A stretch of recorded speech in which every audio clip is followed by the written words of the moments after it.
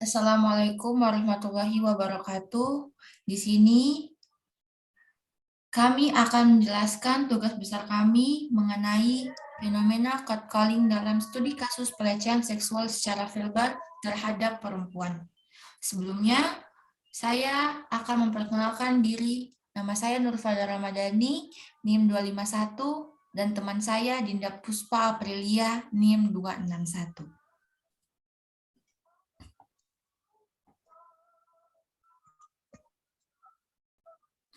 Latar belakang. Latar belakang yang kami gunakan di sini, kami sering lihat berbagai kriminalitas terjadi setiap harinya di jalan. Salah satunya pelecehan yang terjadi secara verbal atau yang sering disebut dengan istilah catcalling. Pada masa ini, perilaku itu telah berkembang dan menjadi sebuah fenomena di masyarakat. Mengapa hal ini dapat disebut sebagai fenomena? Karena kejadian ini tersebut merupakan hal-hal yang nyata dan dapat disaksikan menggunakan panca indera. Sekarang ini, sudah sering kita temui orang-orang yang melakukan catcalling terhadap perempuan di luar sana. Banyak yang beranggapan bahwa hal tersebut adalah hal yang lumrah, hal yang sudah sering dilakukan dan tidak akan berdampak apapun. Tetapi, apakah mungkin hal-hal tersebut akan terus terjadi di sekitar kita? Mungkin benar adanya. Dampaknya tidak akan terlihat secepat itu dan instan. Akan tetapi, di luar sana akan sangat berdampak bagi perempuan-perempuan untuk melakukan aktivitas di luar rumah. Perempuan-perempuan yang dilecehkan seperti itu akan merasa trauma dengan dunia luar. Trauma untuk berkumpul dengan orang banyak, bersosialisasi, dan melakukan banyak hal di luar rumah. Tujuan dan hasil yang ingin kami capai dari penelitian ini adalah di mana tujuan kami sebagai penulis ingin meneliti, ingin mengetahui seberapa banyak jumlah perempuan yang pernah mengalami pelecehan seksual secara verbal dan tindakan apa saja yang mereka lakukan saat hal itu terjadi. Hasil yang ingin kami capai yaitu agar orang-orang di luar sana tahu bahwa pelecehan itu bukan hanya secara fisik, tetapi bisa juga secara verbal. Contohnya catcalling yang sering terjadi di masyarakat. Kami juga ingin membuka mata orang-orang agar tidak menyepelekan hal itu. Metodologi penelitian. Dalam penelitian ini, metode yang kami gunakan adalah metode penelitian deskriptif kuantitatif, di mana penelitian ini adalah suatu proses menemukan pengetahuan yang menggunakan data berupa angka sebagai alat untuk menemukan kerangka mengenai apa yang ingin kita ketahui. Penelitian kuantitatif dapat dilakukan dengan penelitian deskriptif, penelitian korelasi atau hubungan, penelitian kuasi eksperimental, dan penelitian eksperimental. Tahap-tahap penelitian yang kami gunakan ada 4. Tahap pertama, studi pendahuluan dilakukan untuk menjaring data dan informasi tentang kondisi dan permasalahan yang ada pada objek yang akan diteliti dan tentunya yang berkaitan dengan penelitian. Tahap kedua, pelaksanaan penelitian dengan cara penyebaran instrumen kepada para pengguna pengelola objek yang akan diteliti.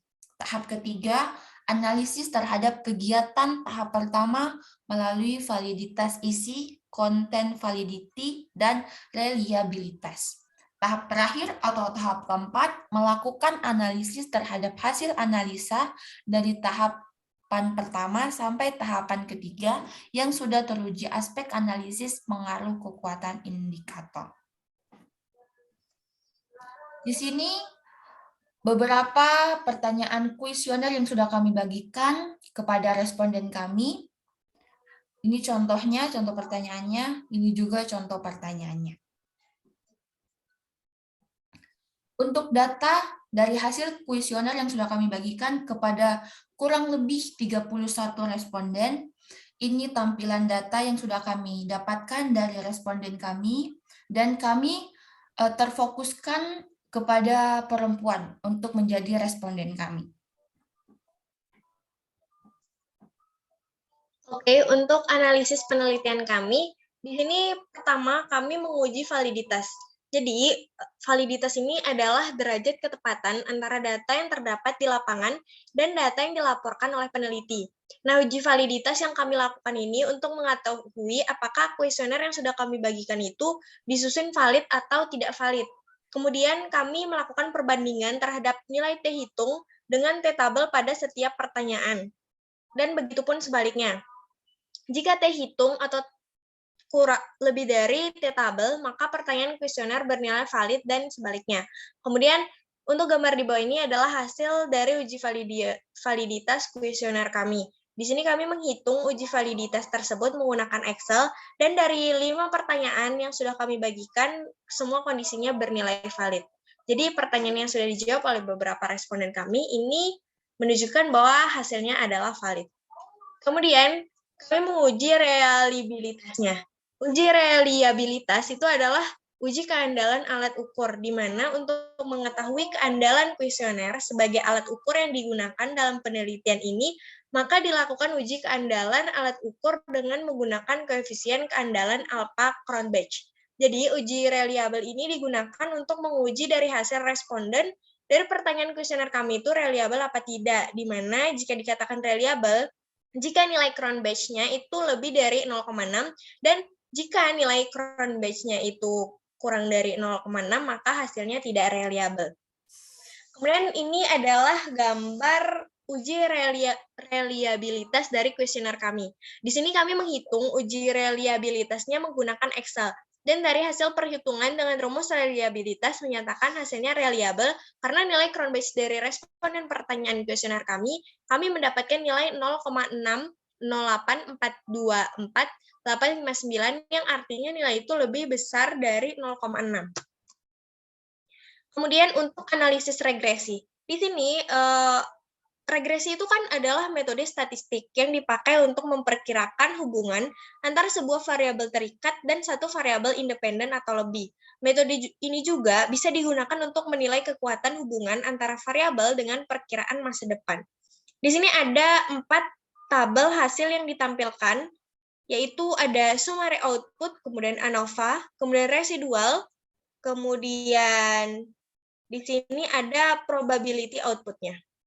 Oke, untuk summary output-nya, di sini ditampilkan nilai multiple R, R square, adjust R square, kemudian standard error, dan observation-nya. Di sini adalah nilai-nilainya. Kemudian untuk ANOVA, ini ditampilkan analisis variance dan nilai F serta pengujiannya, yaitu membandingkan F hitung dengan tabel F. Jadi F tabel itu adalah yang sudah kami masukkan ke dalam Excel kami. Selanjutnya ditampilkan perhitungan regresi. Di sini perhitungan regresi kita yang mencakup intercept. Di sini ada intercept.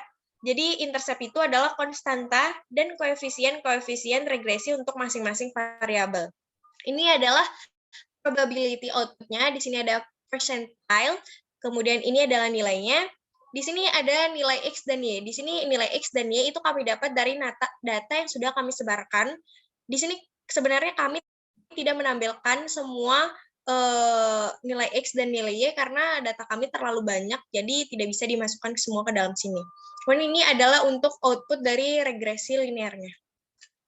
Kemudian ini untuk codingan yang sudah kami buat dalam menggunakan Python.